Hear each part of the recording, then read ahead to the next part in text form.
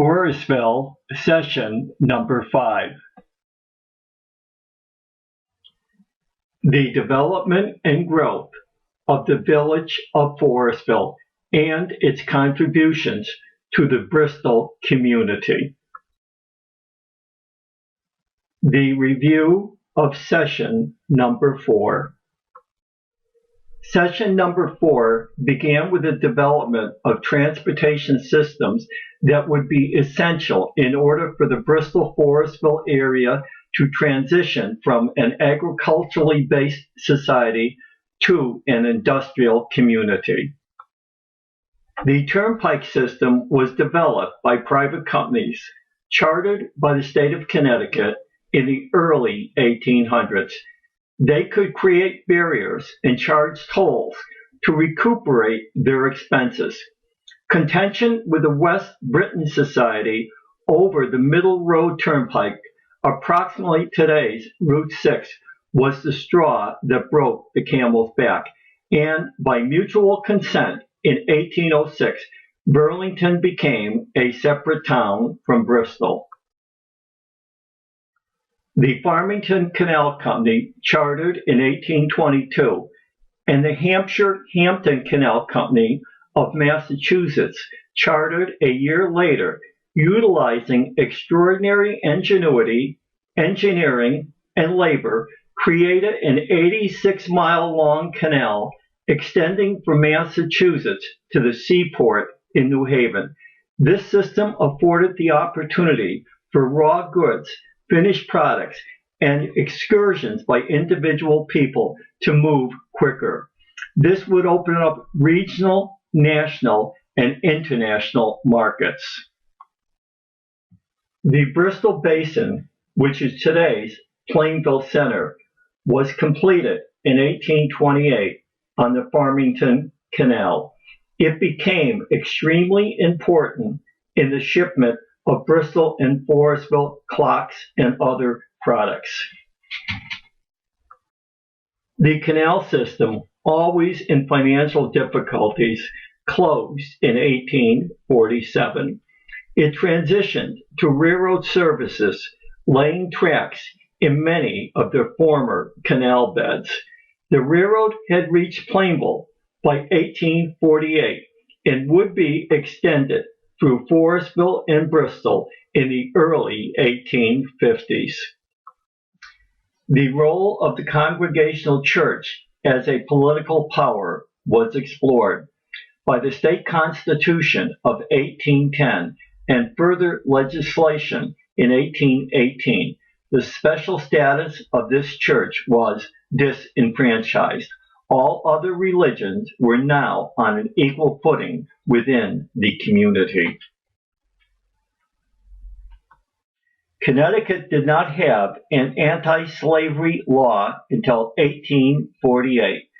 The wealthy of New Cambridge, later Bristol, and other communities generally owned slaves. Slave auctions were a common source of revenue within the state. Samuel Newell, the first pastor of the Bristol Congregational Church, kept a black woman as a household servant and is also known to have sold a 14-year-old boy, Job, to William Jerome, the wealthiest man in town at that time. Signs of an emerging industrialization were evident as the first industrial revolution in the United States occurred between 1800 and 1840. Potash, a fertilizer made from wood ash, became the first commercial product sold outside the community. The production of tinware became very profitable, with peddlers establishing marketing networks across the country. These routes would greatly benefit clockmakers when tin making went out of existence around 1910, because peddling of clocks was much more profitable. Clockmaking became the dominant industry within the community, especially during the first half of the 19th century. Gideon Roberts, whose shop was on Wolcott Street, was Bristol's first clockmaker and was in the forefront of establishing mass production techniques, with many identical parts being made simultaneously by machines. This revolutionized the clockmaking industry. Two local merchants, George W. Mitchell and Thomas Barnes, Jr., brought several clockmakers into town by providing land and financing. They would often receive clocks as payment. They were responsible for bringing Chauncey Jerome and Elias Ingram to Bristol, and also assisted in financing clock distribution by peddlers. Chauncey Jerome was a giant in the clock industry.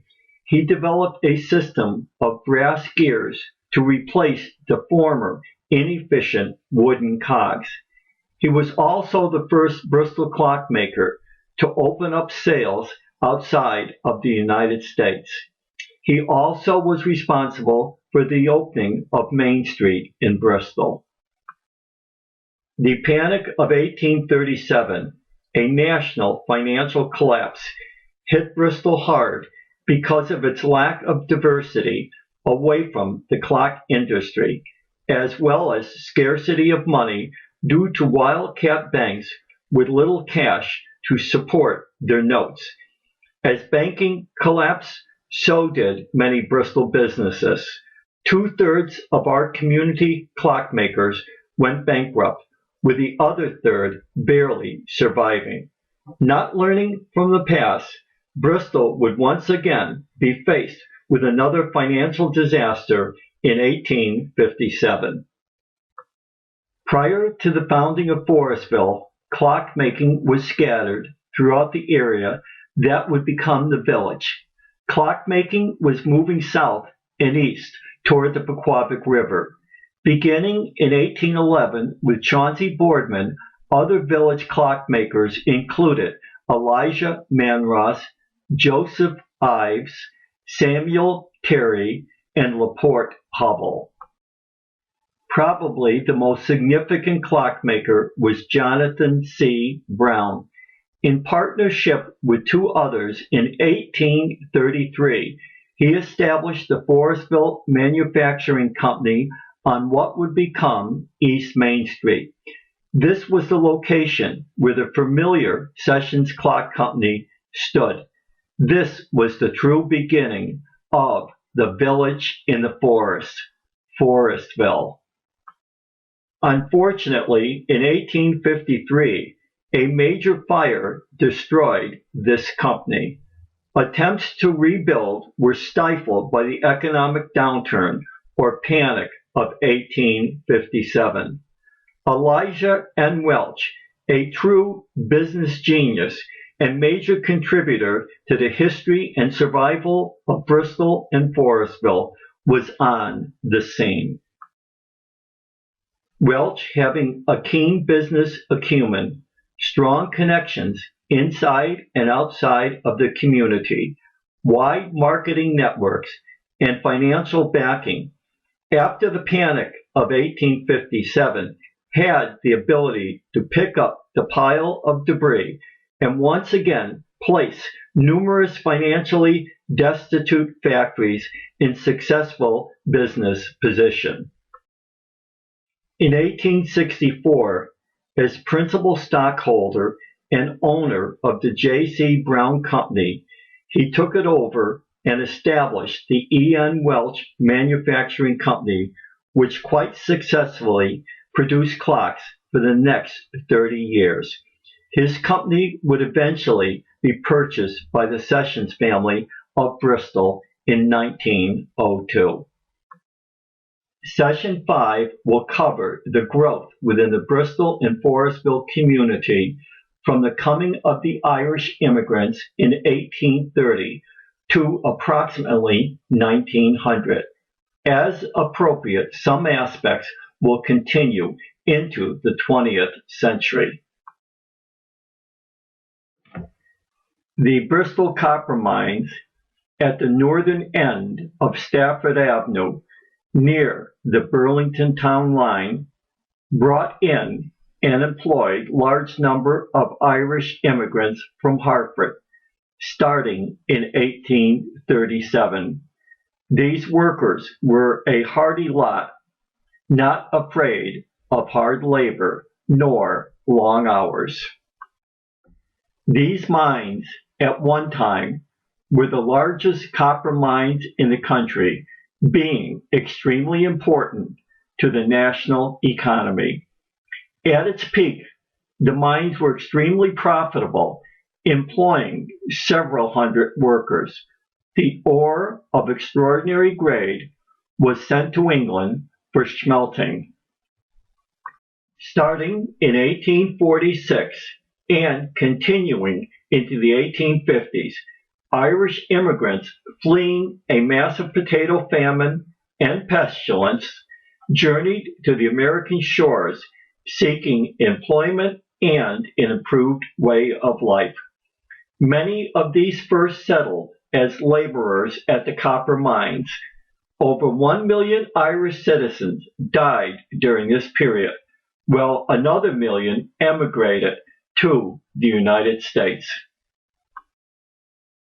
By 1850, however, the mines were being challenged by lower cost copper from Michigan. Production was slowed and workers were let go. When the Panic of 1857 struck, it was the final death knell of the copper mines. As workers lost their position, they and their countrymen transitioned to laying tracks for the railway that was being extended from Plainville to Waterbury through Forestville and Bristol. It must be remembered that the Irish were the first and only immigrants to our community, with the exception of a few Germans until the Civil War era. Over 170 Irish travelers, therefore, were also an integral part in the early years in the construction of the Farmington Canal. The Irish considered religious observance of major significance in their life. Reverend Luke Daly, pastor of St. Mary's of New Britain, began traveling to the mines monthly in 1847 to hear confessions and conduct services. 100 miners and farmers attended these. When mine officials attempted to restrict the time utilized for worship, the Irish workers conducted the first strike in Bristol. Privileges were quickly restored. The Hartford, Providence, and Fishkill Railroad was extended from Plainville through Forestville and Bristol to Waterbury beginning in 1848. Starting in New Haven in 1838, 10 years later, it reached the Bristol Basin, the Plainville Center, and was often referred to as the Canal Railroad. Utilizing mainly Irish immigrants and their countrymen transitioning from the faltering copper mines to lay the track, the railroad reached Forestville and Bristol in 1850 and continued to Waterbury in 1852. Many of these Irish, as well as those working in village industries, settled in Forestville, making its beginning a predominantly Irish community, with the intersection of Lincoln Avenue and Pine Street known as Dublin Hill. The coming of rail services would replace the former canal system, utilizing many of the canal beds or adjacent paths for the laying of tracks. When the wood-burning Comet, also known as the Iron Horse, the first train to reach the village on June 1, 1850, it created new opportunities. The movement of raw materials, industrial and farm products, and people would open up wider commercial markets as well as opening the opportunity for travel and leisure time pursuits. The railroad also brought about rapid population growth as skilled and unskilled labor was needed for the rapid industrialization that would take place during the Second Industrial Revolution.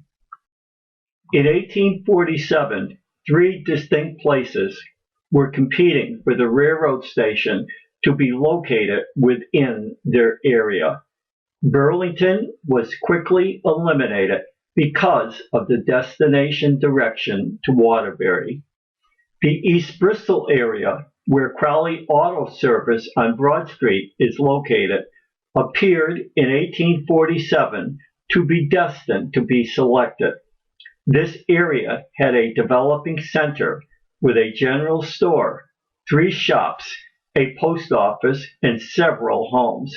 However, since the founding of the Forestville Manufacturing Company by J.C. Brown in 1833, homes and commercial establishments were clustering in this area and around Central Street. A bitter battle ensued between these two areas, with the village winning out. Because government regulations required mail by railroad to be quickly and directly taken to the post office by government contracted local employees, the post office from East Bristol was relocated to the village center. To begin with, post offices were located in general stores. The East Bristol area really became extinct and merged as part of Forestville. However, this location in the past and presently has been the location of restaurants, other businesses, homes, and now CROWLEY Auto Service. The railroad crossing at Broad Street, known as David's Crossing, because of the family living near the tracks, was maintained by a crossing guard similar to that of the Forestville Center. The location of the crossing, through court litigation, forced the tramway company to alter its route to prevent train trolley accidents. It was scheduled to travel up Broad Street, but was diverted to Todd Lot to Pine Street. The first Forestville station was east of its present location, behind the former Johnny's Restaurant, or now Nucci's. It was destroyed by fire, but was rebuilt as a passenger freight depot. When the present location was established, this station served only freight purposes. It was taken down in 1970. The present station was established in 1881. The architectural style was quite eclectic, with little known about it. It was constructed in either East Hampton or Colchester and transported to its present location. The Victorian Tower was removed in 1920 because of deterioration. This station served as a freight and passenger station, as well as providing telegraph services and express delivery for hauling materials arriving at the station. It also served as a social center. The location of the Forestville station forever changed the history of Bristol. Bristol's population center before the coming of the railroad was located in North Village, near the Middle Road Turnpike, now Route 6. With Waterbury as its direct destination, this was too removed and too elevated for railroad services.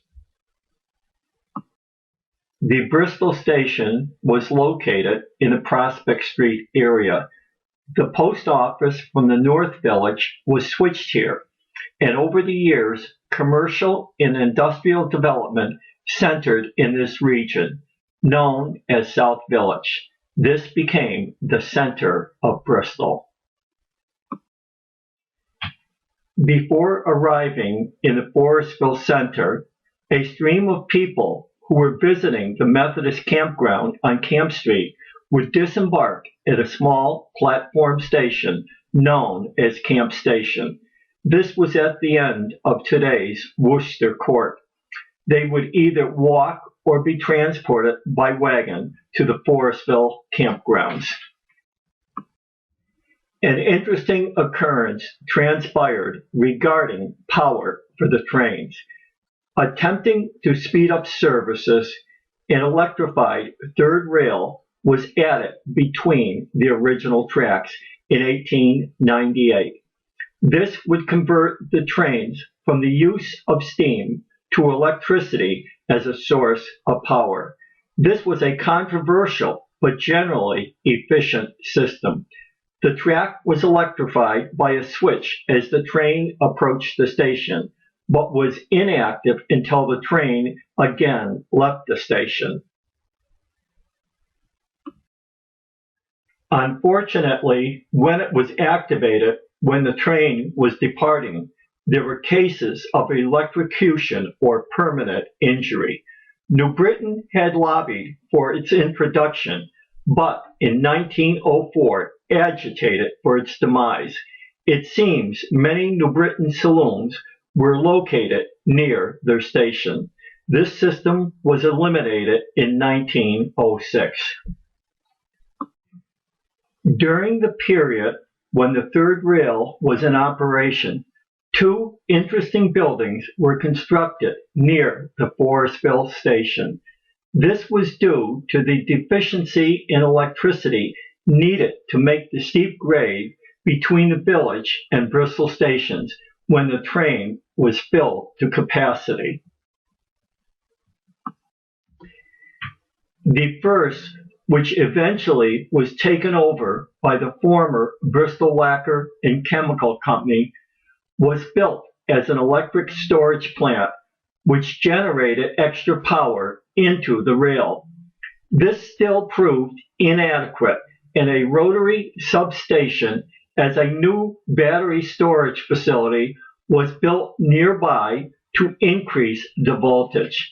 This building is now occupied by the Roberge Painting Company. Passenger service at the Forestville station ended in 1960, while freight delivery continues through the village. The station, since being discontinued, has served several businesses and is presently an accounting office. Owned by Peter Roberge, it was placed on the National Historic Registry in 1978.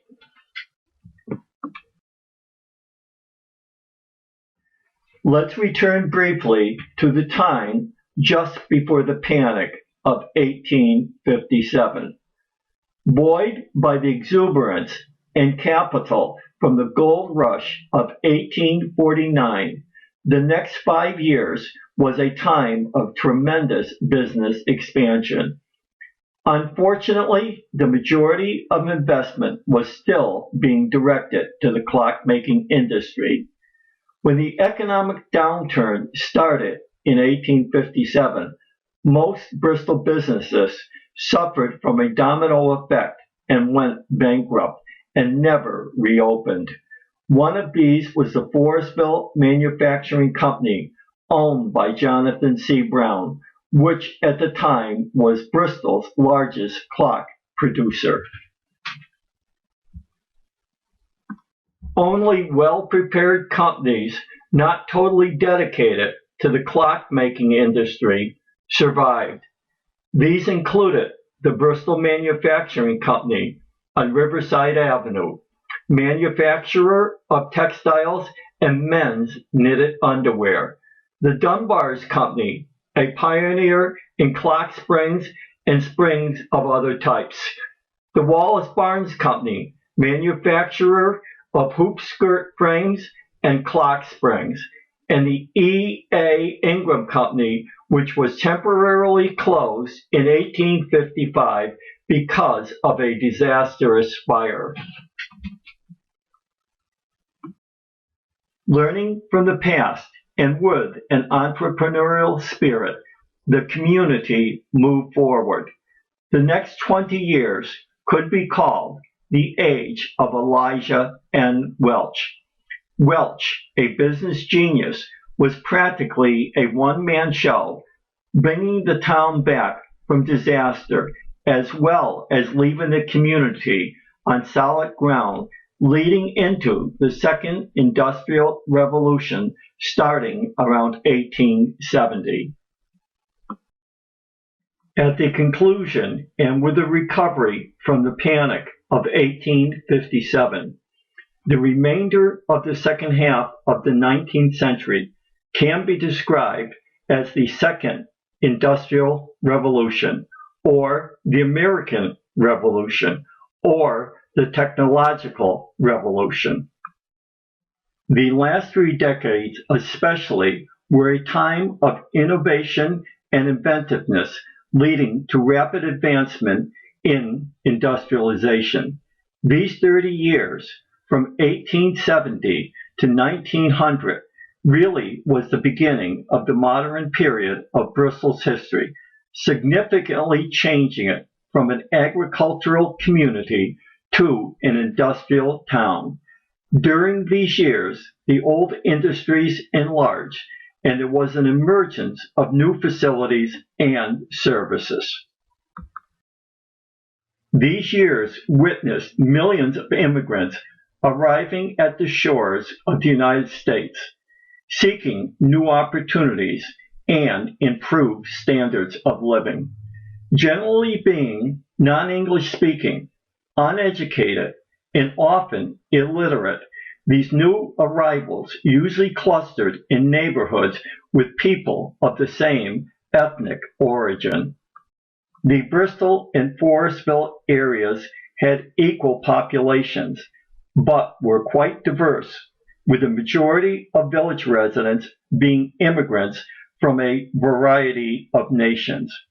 With the closure of the Civil War, there was a growing upper middle class and wealthy population of Bristol living a privileged style of life. This city was becoming diverse, but also divided between haves and have-nots. This division became apparent in 1872 when many citizens of Forestville wanted to become a separate town, seceding from Bristol and conducting its own affairs. A number of well-known residents, including State Representative Frederick N. Manross, supported this plan. Considerable work was done to attain this end. Spring every year made the streets from the village to Bristol a sea of mud. This was one of the voting times, with Forestville residents often unable to travel the roads and exercise their voting privileges. They felt closing their factories and wading through the mud twice a year was unnecessary. They were deprived, and maybe deliberately so, by their Yankee counterparts in Bristol, who wanted to remain dominant in town affairs. The villagers demanded that a second voting district in Forestville be established by the town. A quote in the newspaper indicates their insistence. "We have voters enough, whiskey enough, and everything necessary to an election. We are bound to have it, so you might as well concede the privilege with good graces. If not, we will set out as a town." The Bristol town government quickly refused their request. Not to be put off, the village residents decided to send a 5-member delegation to the state legislature requesting a second Bristol voting district. A resolution in May of 1872 by the General Assembly and approved by the governor set up a separate district, defined voting procedures and rules, and designated the boundaries. It will be discussed later that this district was exactly the same as what will be framed as the Forestville boundaries.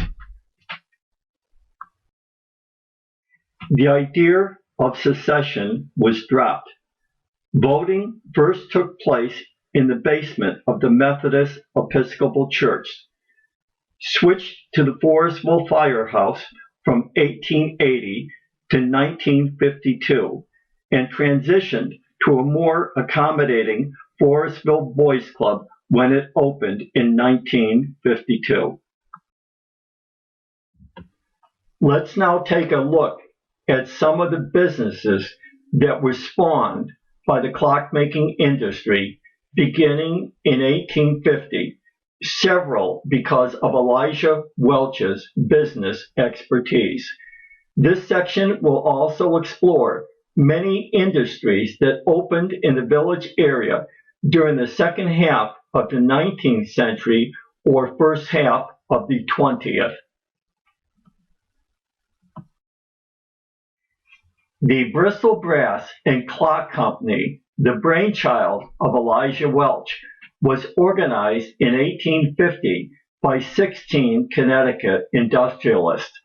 He envisioned producing brass in the Forestville section of Bristol instead of acquiring it from Waterbury, Torrington, or the Naugatuck Valley. This was often a tedious task due to the hilly terrain and the difficult weather conditions. The brass, which would be less expensive, would be utilized for clock gears or other industrial uses. Welch acquired the services of Israel Holmes, who started brass production in Waterbury.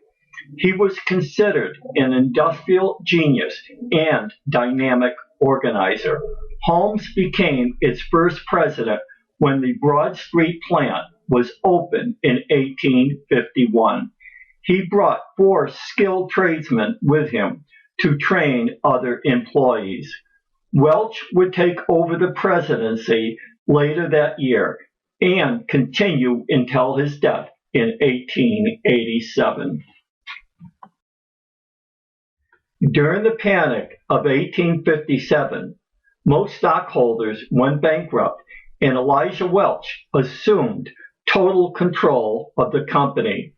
By 1880, the Bristol Brass and Clock Company was the largest employer in town. It provided brass and brass alloys as rolled plates, wires, and rods with various thicknesses and widths as required. The name was changed to the Bristol Brass Company in 1903. During World War I, it became the Bristol Brass Corporation. Through outstanding leadership, this company survived the Panic of 1857, the Great Depression, the Civil War, 2 World Wars, and the Korean and Vietnam Wars. It enlarged and diversified and adapted to war production necessities. After World War II, demands for brass decreased, and the Bristol Brass Corporation struggled to stay in business. After 132 years, it closed in 1982. One interesting side note is that President Albert F. Rockwell in 1913 developed a real estate subsidiary of the company to build affordable housing for its employees. Before this, a tent city was situated on the hill overlooking the factory and served as housing. By September of 1913, First, Second, and Third Avenue housing off of King Street was ready for occupancy. and by year's end, 3 additional roads, 4th, 5th, and 6th Avenue, were completed. Very quickly, they were renamed streets instead of avenues. The Bristol Brass Company set up 2 large local subsidiaries to purchase and utilize their raw production materials. The products manufactured could be sold internationally during local economically difficult times. These were the American Silver Company on Main Street and the Burner Shop in Forestville. When the Bristol Brass and Clock Company was established in 1850, the Holmes and Tuttle Manufacturing Company became a part of the business but remained separately incorporated. This company made plated silverware and cutlery known as German silver. In 1901, a new corporation was formed, the American Silver Company, with the Holmes and Tuttle Manufacturing Company going out of existence. Bristol Brass was the major stockholder. This company continued production of German silver products. During Old Home Week of 1903, it produced novelty souvenir spoons, which are desirable collectibles today. The American Silver Company was acquired by the International Silver Company of Meriden and closed in 1935. Its building at the corner of Main Street and Memorial Boulevard was taken down in 1937. The corner of Stafford Avenue and Brook Street have quite an interesting history connected at the initial stages to the clock industry. George Whitefield Brown, in partnership with clockmaker Chauncey Goodrich of Farmington, commenced production of clock mechanism tin toys in 1856 at the old Atkins Clock Shop. He had apprenticed at the J.C. Brown Company starting in 1845, learning how to utilize clock mechanisms. The company was called the George W. Brown and Company. He has been credited with being the first toy maker in the United States to utilize clock mechanisms. In 1862, he developed an interest in the production of kerosene lamps when oil was discovered in Pennsylvania. The business proved quite successful, and in 1868, the Bristol Brass and Clock Company bought his building and business. This facility, which became known as the Burner Shop, produced brass burners with wicks. Brown was hired to manage this shop.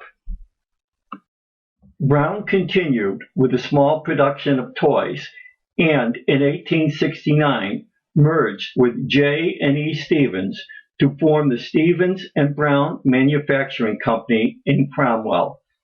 In addition to tin toys, they manufactured cast iron toys, banks, and hardware. Due to competition from a company in Bridgeport that produced superior toys, Stevens and Brown dissolved in 1880. At this time, the burner business was providing Brown a better financial security. In 1881, the original burner shop burnt to the ground. Several months later, it was replaced by the largest factory in the city. Brown continued with the burner shop until he died at 59 years of age while representing the company in New York City. Brown had designed and built an elegant Victorian home during the 1870s on the corner of Church Avenue and Brown Street. Brown Street no longer exists, but would be directly in front of today's St. Matthew's Church. The home was sold by his family in 1950s to be used as a parking lot and playground. The property was utilized as the first Forestville Little League field. In 1964, his sketchbook containing 58 watercolor plates identifying each toy and giving its exact dimensions was located in the Hartford area. Edith Barinholtz compiled a book showing these. This now serves as a history and also as a guide for collectors. These toys are very rare, but when located, command strong prices. In 1991, a model of a 19th century firefighting machine, considered the rarest tin toy in existence, was purchased at the Christie Park Avenue Gallery for $231,000. Although George W. Brown was integral to the burner shop business, his legacy will always be his production of clock mechanism tin toys. The burner shop, with the advent of electricity, was no longer productive and was liquidated by the Bristol Brass Company in 1910. The National Marine Lamp Company from New York bought the former burner shop and incorporated in 1912. This company manufactured lamps and lanterns made from brass, steel, tin, or galvanized iron. They were very active and prosperous during the shipbuilding days of World War I. Production slowed considerably after the war, but they continued business until the Depression years, when lack of sales forced them out of business. The company went into receivership or foreclosure, and in order to avoid future taxes, they had their building taken down in 1932. As mentioned at the end of Session 4, when Jonathan C. Brown's Forestville Manufacturing Company went bankrupt during the Panic of 1857, Elijah N. Welch, as principal stockholder, took over the company and in 1964 started the E. N. Welch Manufacturing Company. For 20 years, it was highly successful in the clock-making industry. This company, by the time of Welch's death in 1887, was in financial difficulty. His son, James Hart Welch, who had neither the business genius nor interest, probably let it slide even further. In 1899, a major fire struck the movement shop, adding to an already dismal future. James Hart Welch died in 1902. The Sessions family of Bristol, who held the controlling stock interest, purchased the company and renamed it the Sessions Clock Company in 1903. William E. Sessions, who lived in Belle Eden, became president, while Albert L. Sessions, who lived in the Wedding Cake House, now the DuPont Funeral Home, became its treasurer. Both homes are located on Bellevue Avenue. From 1903 to 1933, the Sessions Clock Company manufactured 52 models of mechanically spring-driven clocks sold to residents, businesses, and industry. They included wall and mantel clocks, regulators, advertising, specialized, and Westminster chimes. Many of these clocks are now desirable collectibles and sell at auction and on eBay. In the 1930s, production expanded to electric clocks and radio timers. With the advent of television in the 1950s, session clock began the manufacturing of television timers. In 1956, the Session Clock Company was absorbed by an out-of-town company that was most interested in its timing division. They would rename it the Sessions Company. William K. Sessions, grandson of William E. Sessions, withdrew from the company and founded the New England Clock Company as an out-of-town concern. Continuing production under the name of the Sessions Company, it was liquidated in 1969 because of changes in market demand. Dabco Industry, that manufactured machine parts, purchased the building in 1970.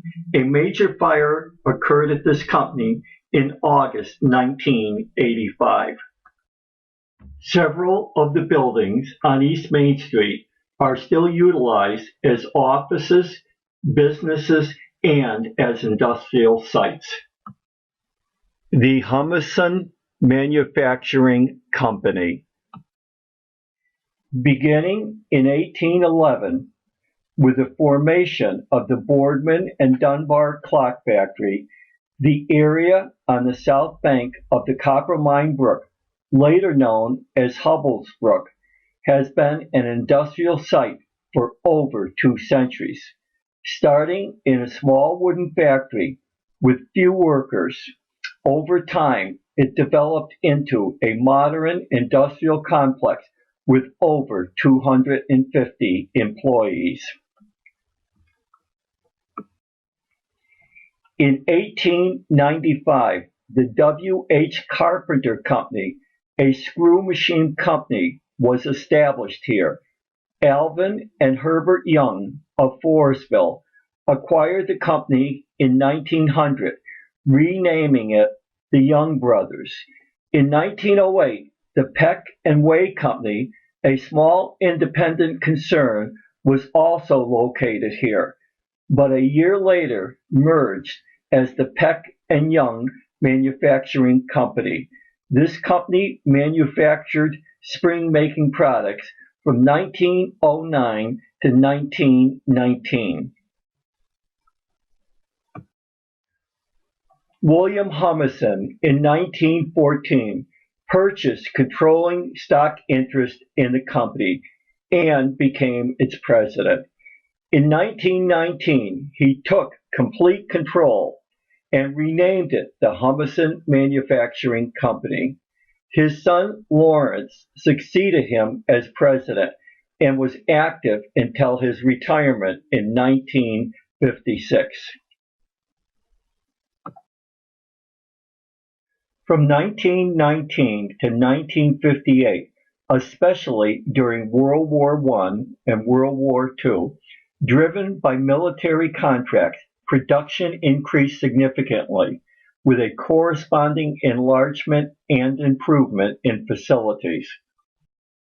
Starting in 1950, it became a locally owned subsidiary as a division of Stanley Works in New Britain.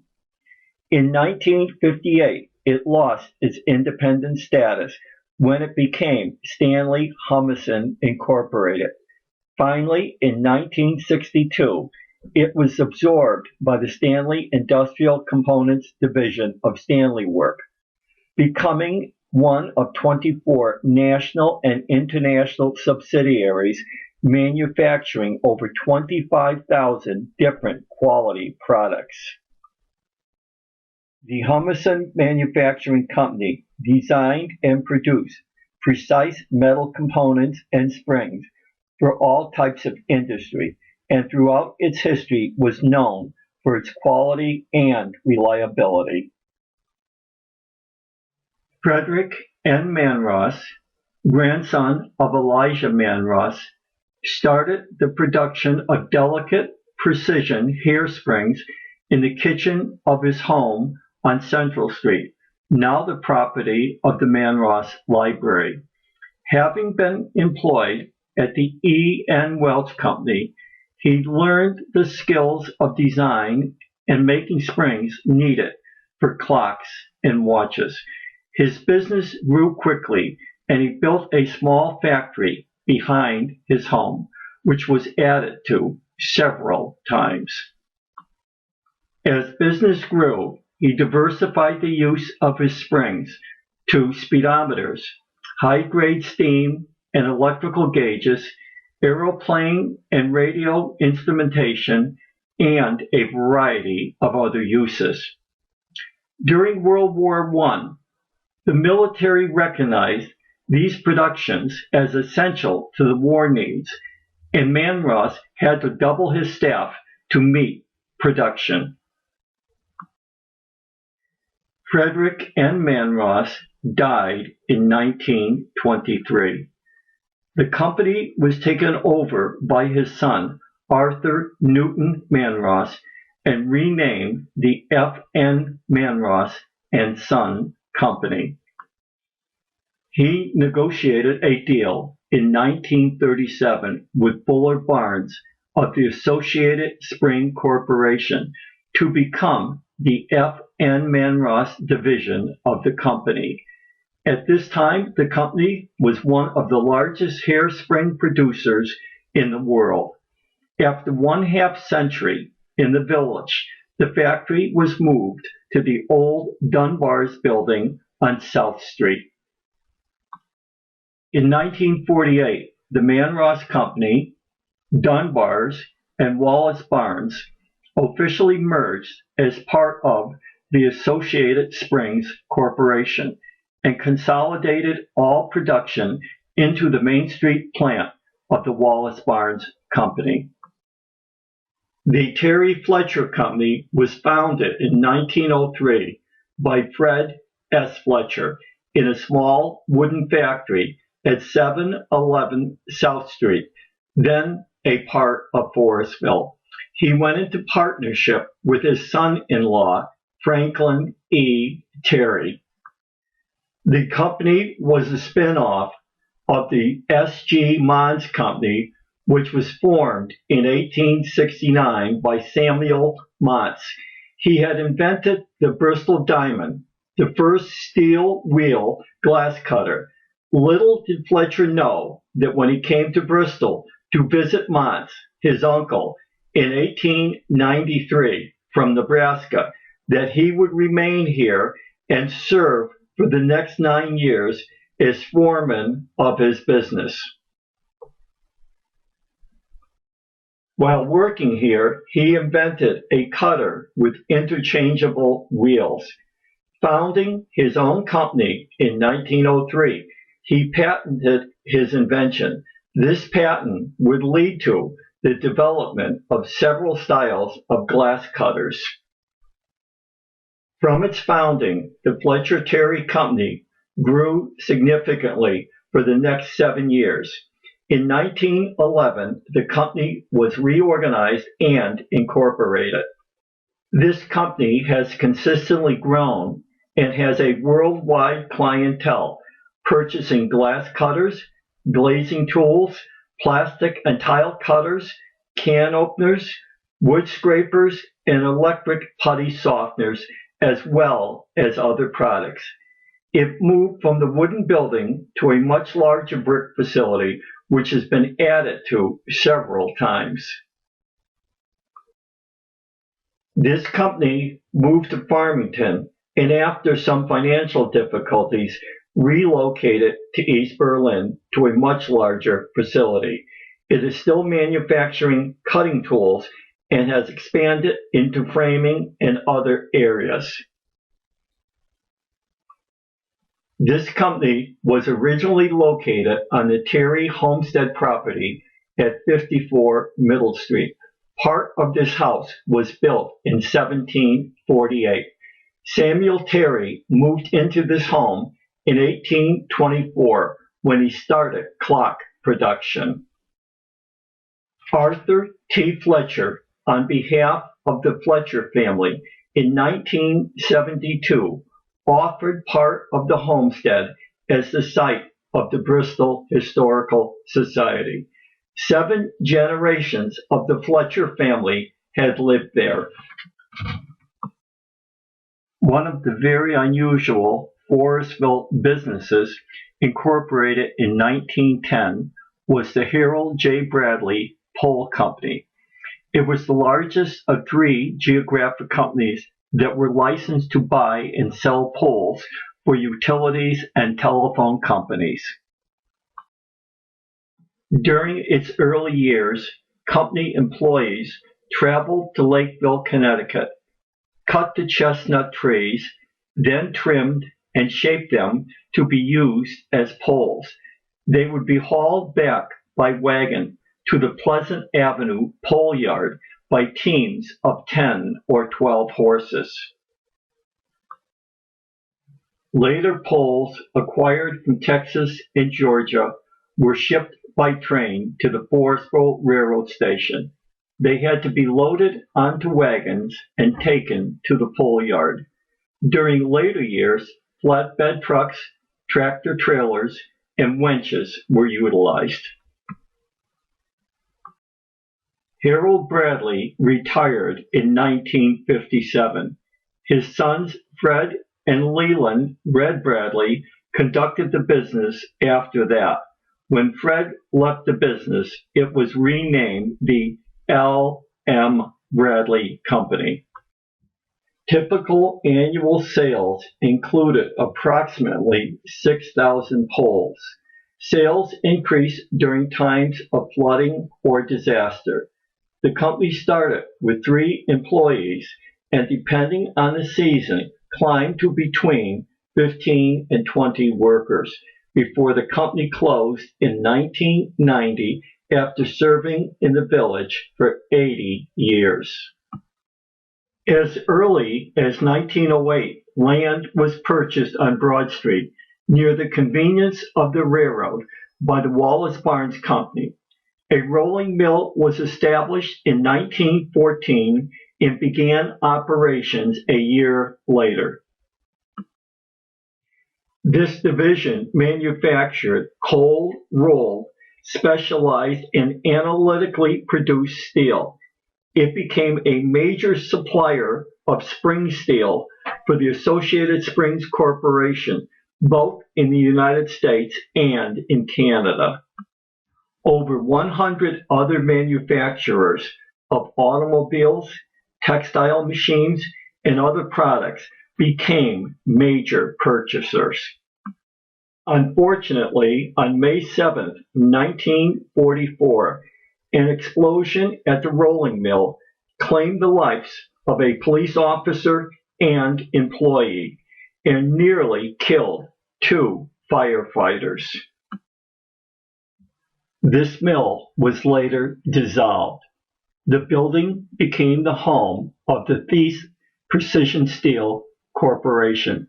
Later, through acquisition, Thies Precision Steel USA.